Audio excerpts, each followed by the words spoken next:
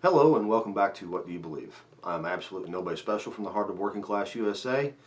And this is Getting Started Part 3. And I believe, to recap, we ended off the last one, Part 2, with saying we'll get into education and why the cost of education is so expensive as a demonstration of why I'm doing this channel. I think that if you haven't watched before we get started, you need to go back and watch that one. That puts what I'm doing all in context. But as for today, just a small, tiny little recap. Not a Republican, not even a little bit, and I'm certainly not a Democrat. I am not here to get anybody from the right to join the left or the left to join the right, because both of those are just horrific ideas. This is about getting Americans to come back to the middle and realize we need a third political party desperately. So, education. This will be a relatively short video, and it's not hard to follow. It's not hard to understand. You don't have to be smart to figure this out. Although, you do have to do a lot of research on your own because, again, the media is not going to explain it. The media is not going to tell you. Why? Because they're promoting political agendas, all of them. That's why they used to be called the corporate media.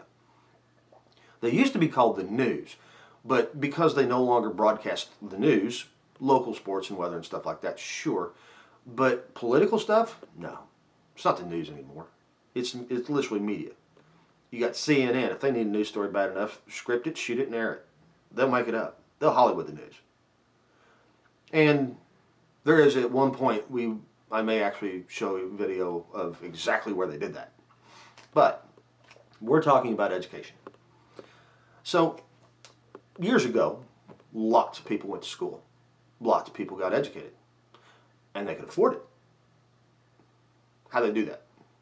And this is the, if we're going to solve problems in this country, we've got to understand the nature of the problem and what caused the problem.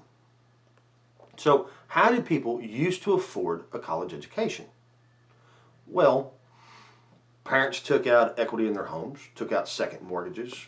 Parents contributed cash from their daily living. You had grants, you had scholarships, you had students work jobs to all pay for college. And it worked. Well, and this is where things go completely off the rails. Thanks solely to the incompetence and corruption of Democrats and Republicans.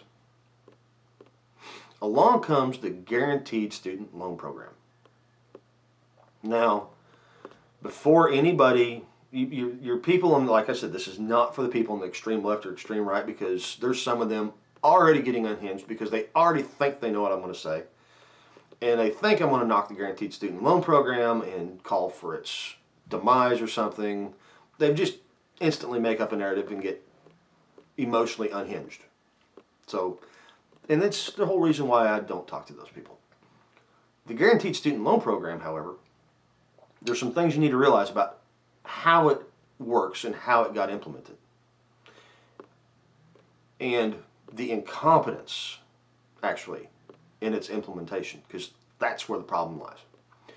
You see, imagine, you're running a university, and you're used to seeing checks come in from banks where parents took out mortgage, equity on their homes. Checks come in from the parents, just straight cash. Students bringing in checks. You had checks from scholarships. You had checks from grants. And all this stuff is normal. This is business as usual. And then one day, you get this new little check. It's like, wait, what's this? Well, you get explained that the government has created this new program to help students pay for college, called the Guaranteed Student Loan Program. Well, you are dealing with universities, and these people are probably not idiots. Right? University, you would hope they're not. And so you start thinking about it. So, what's the restrictions on this money? Well, you got to be a full-time student. That's it? Well, pretty much. Full-time student. So, let me get this straight. These students can still get all of the money they could get before to pay for college, and now they can get this too. Yep, that's the way it works.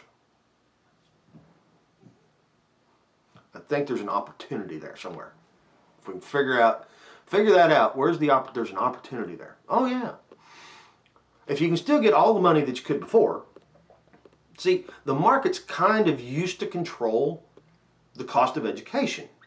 Because if your college education, when you graduated, what field you went into, if you didn't make enough money to pay for college, pay back those loans, then you didn't go for that degree.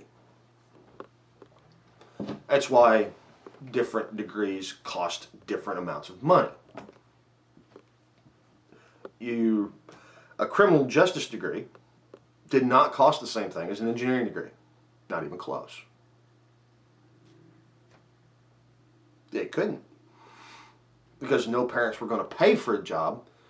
Parents weren't going to pay, well, back then, $100,000 for a college education that's going to make you $10 an hour when you graduate. It just didn't work. So, costs of education were considerably different.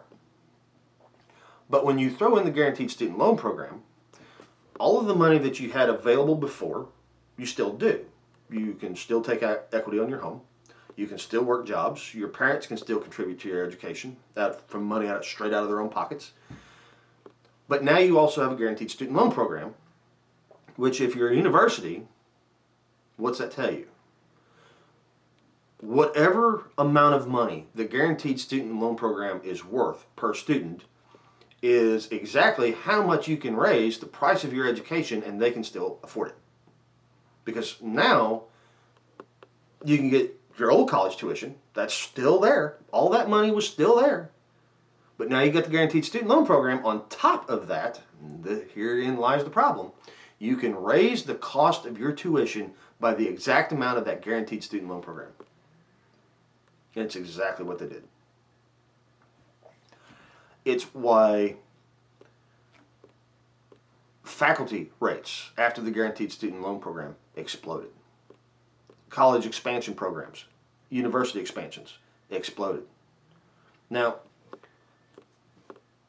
it would be one thing to just say that, but let's do something a little bit more real world, right?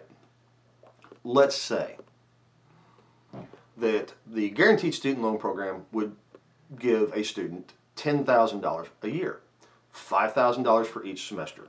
And it's actually worth more than that. But we're going to say, just for the sake of easy math, $10,000 a year. You follow me? Each student has $10,000 available worth of guaranteed student loan money. Let's say your university is small. Say 4,000 person student body. 1,000 freshmen, 1,000 sophomores, 1,000 juniors, 1,000 seniors. Right? So, how much money is the Guaranteed Student Loan Program worth to a college or university? 1,000 students in each class. So, each get $10,000. Well, you're talking base 10 math. 1,000 students, $10,000. You just add the four zeros. From 10,000 on to 1,000, you got it. So 1,000 students, $10,000 pop. 1,000 would be, well, first zero's 10,000, then 100,000. You getting where this is going? 1 million, 10 million. 1,000 times 10,000 is 10 million. But you've got that in all four classes. So now you've got 10 million times 1,000 freshmen, 1,000 sophomores, 1,000 juniors, and 1,000 seniors. So now you're talking the Guaranteed Student Loan Program is worth about $40 million a year if you just have a 4,000 person student body.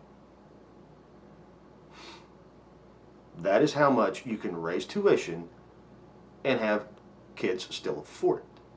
Because you can still take the equity out in your home. You can still work a part-time job. Mom and dad can still take money out of their pockets and give it to their kids. They still got grants, still got scholarships, still got all that. And now the student loan program is worth a lot more. See, what happened was universities figured this out, so they raised the tuition rates. Well, then the complaint was, well, the guaranteed student loan program is not enough anymore, so the government raises the amount of the guaranteed student loan program. And that's just a vicious cycle that's ended up where we're at now, which is why if you look up universities, if you want to go for social work, bachelor's degree in some kind of a social setting, historically, very low paying job, liberal arts, low paying job, or if you want to be an engineer, the cost of those degrees are all about the same. But it'd be bad enough if we stopped there, but we didn't. We're not going to. Because the universities, you know, getting money hand over fist now. I mean, just faculties have just exploded. I mean, universities have just grown. Where do you think all that money came from? It came from us, the taxpayers. That's where it came from. But, like I said, we're not going to stop there. So, these, like I said, these university types, probably not idiots. So, you sit around and you think, you know, all this new money is freaking awesome. How do we get more of it? Well, you used to go to be an engineer. That's a harder program. So the average time was 4.5 years for a bachelor's degree in engineering. So how do you get more of this money? How do you get more of the money? Well, oh yeah. Why don't we, if you needed basic math before, now you're going to need technical math. If you needed technical math, now you're going to need algebra. Now let's take it one more. Now you're going to need calculus. Because that's 2 more classes, right? Because now you got to take algebra and trig to get the calculus. So 2 more classes. Let's make psychology a requirement for every degree. Why? I have no idea. Just because, well, it'd be another 3-hour class that you've got to pay for. Let's add a couple more English classes. Let's make history mandatory. So now what you have is what they call a gap year. You're not a freshman, you're not a junior, you're not a sophomore, you're not a senior, you're in that gap year. Why? Because now the average bachelor's degree takes 5.5 years. So now your 4,000 person student body, you're getting $40 million a year from that, so you can grow your university. So now you got a gap year, so now you got a 5,000 person student body, so now you're looking at $50 million. On top of the fact that we keep increasing the amount of the guaranteed student loan program. So this is where I think everybody, reasonable, rational, intelligent thinking person, can figure out what just happened there.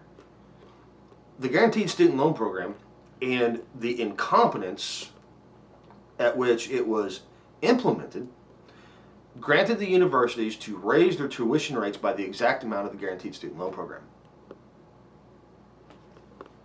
Which is why education costs have spiraled at a rate nowhere near inflation.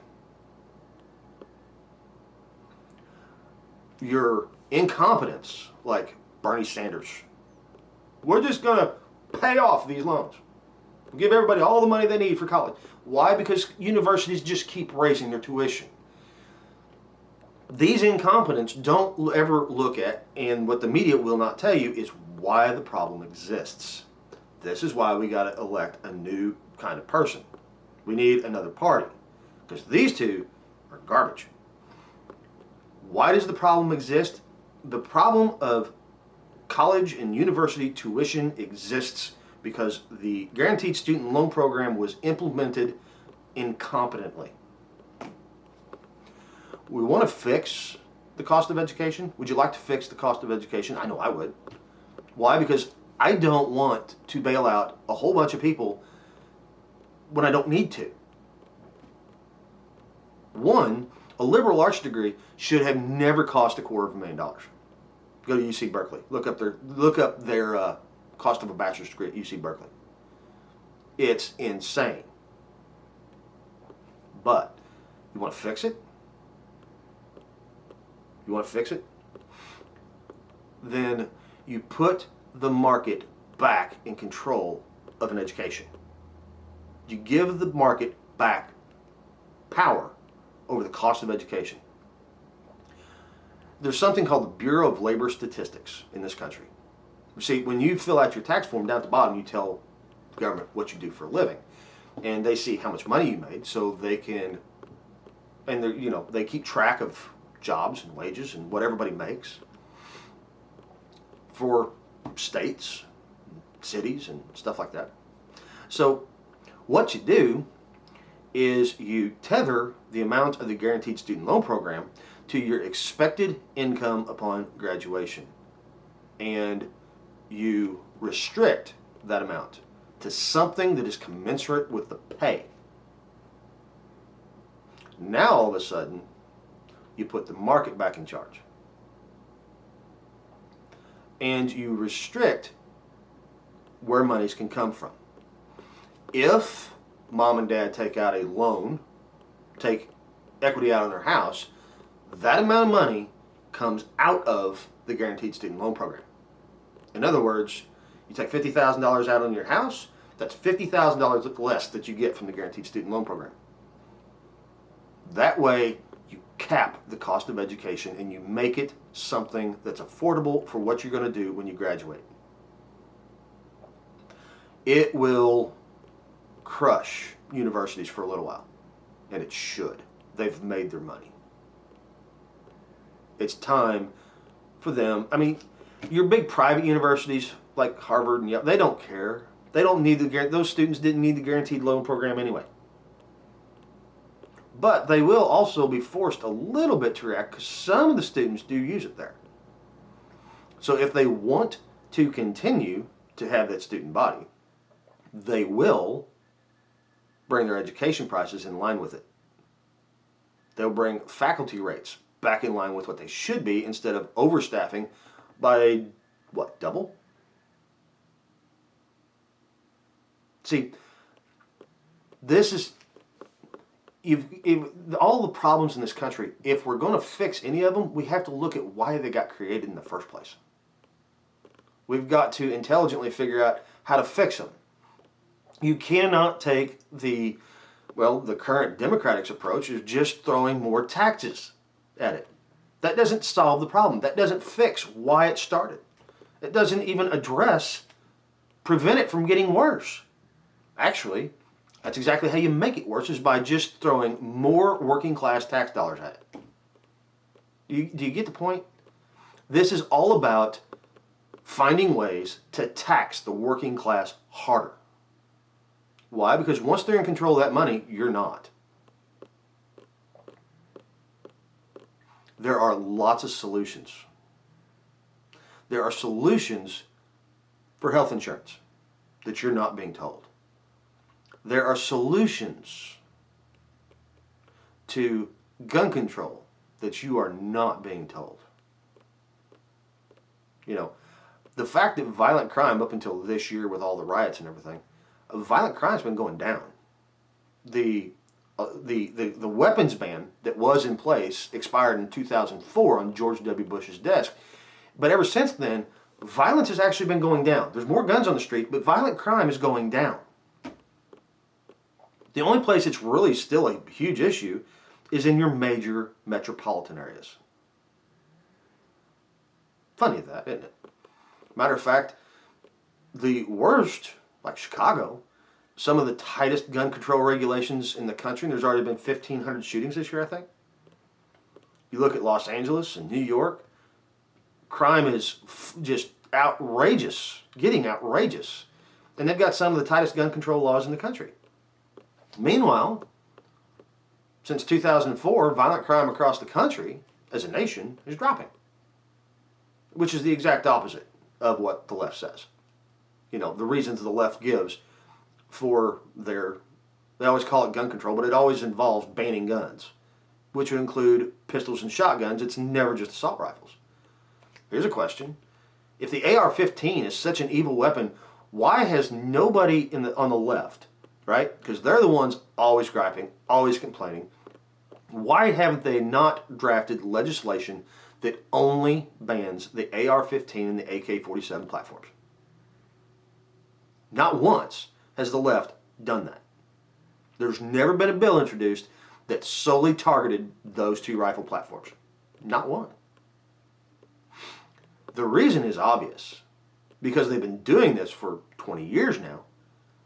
They don't care about the AR-15. That's a lie. The media doesn't care about the AR-15. That's a lie. This is a subject for a whole nother video. But you should be seeing now the point of this video, why I'm doing this. I just told you why education is so outrageous, and I just gave you one solution to fix it.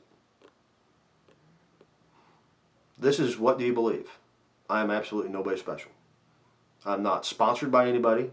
It's not monetized. The best thing you can do is share this video. Just leave my name out of it if you know who I am. It'll stand or fall based on the merits of what's said.